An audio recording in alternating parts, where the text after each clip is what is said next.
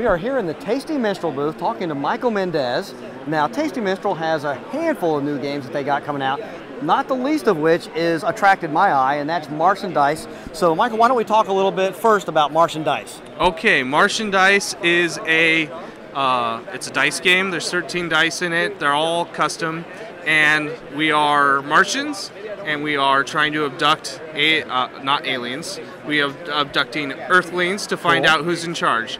And so in the process of that, you roll all the dice, and then tanks will come up and they try to scare you away. Excellent. And you need to have enough death rays to blow up the tanks to even be able to score it all. Excellent. What else do you want to know about it? No, it's just basically a real fast-paced, push-your-luck type of dice game, right? Yes, with meaningful decisions. With meaningful decisions. Excellent. Decisions, as I slur my words. Absolutely. Now, the one game that I did not know a lot about was Belfort. Okay. So why don't you tell our viewers a little bit about that guy, because I also don't know a lot about it. Okay, Belfort is a game in which there is area majority and use elves and dwarves to gather resources and then build buildings, and you end up scoring a couple of times during the game, area majority scoring, and whoever has the most of each, elves, dwarves, gnomes. Okay, excellent. Now the big guy that we have to talk about, that obviously everybody's talking about, is Eminent Domain. Never heard of it. Never heard of it. Okay, pack it up, we're out of here. So we see him back here. Obviously it's going to be it's going to be a hit at the show. For people who may not have ever heard of Eminent Domain, maybe just the real quick, what is Eminent Domain? Oh, that's difficult because I haven't come across someone who hasn't heard it in a long time. It has a deck building mechanism like other deck building games, except the main difference is that the purpose of the game is not building your deck. So you are surveying for planets. You attack those planets with either fighters or you decide to colonize them, and then you can produce resources, trade them. There's unique research cards. So all the level 2 and level 3 research cards, there's only one of. Gotcha. When anybody takes a roll, then they have all the other players will have the option to follow that or to draw a card instead. One of the big differences is that whenever you research for a card, it goes into your hand. So you can use it next turn.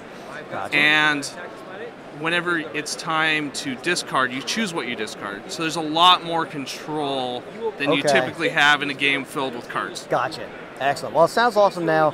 What are some of the prices on the games we just talked about if people are interested in picking these up? Okay, Martian Dice will be, now bear in mind these are all 5 cents less than what I'm going to say. So, no problem. $15 for Martian Dice. Cool. $40 for Eminent Domain. Belfort will be $60. Excellent. Now, if people are, okay.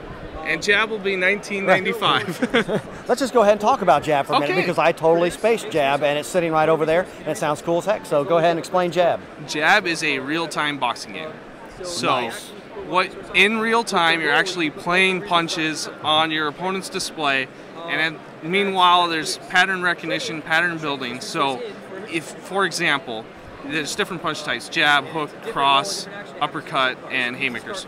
And so you place that over there on your opponent, so you're punching them, and not actually punching them. Darn. No blood?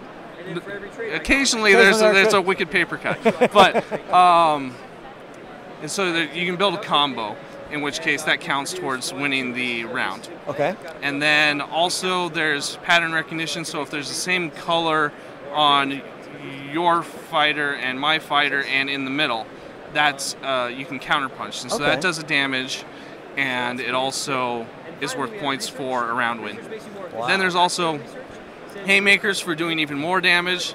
And all the damage is tug of war, so you take it from your opponent and add it to yours, and so you can, if you're at 0 and you get punched, you take another damage. That's a knockout and you lose, and then. Or there's 3 round wins, and that's the other way for the game to end.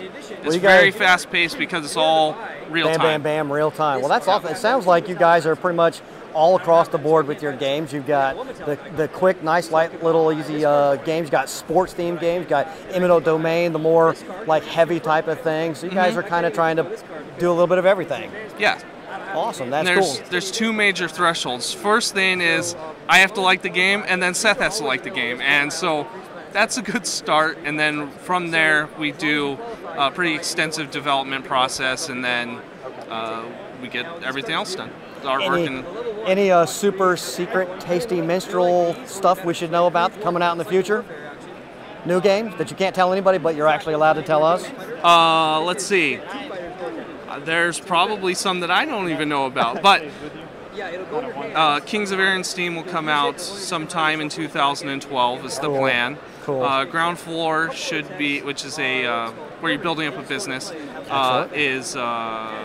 should be sometime in late 2011 if everything goes according to plan, and then I'm sure I'm forgetting something. That's okay. So if our listeners are not lucky enough to be here at the con, where can they find you guys? Where can they buy Tasty Minstrel games? First, they should go to their retailers. Excellent. And ask them to carry our stuff. After that, they can go to playtmg.com, and we have our own store now. Okay, excellent. Well, thank you very much for your time. We look much forward to trying all these guys out because they look awesome. Cool. Thank you. Thanks.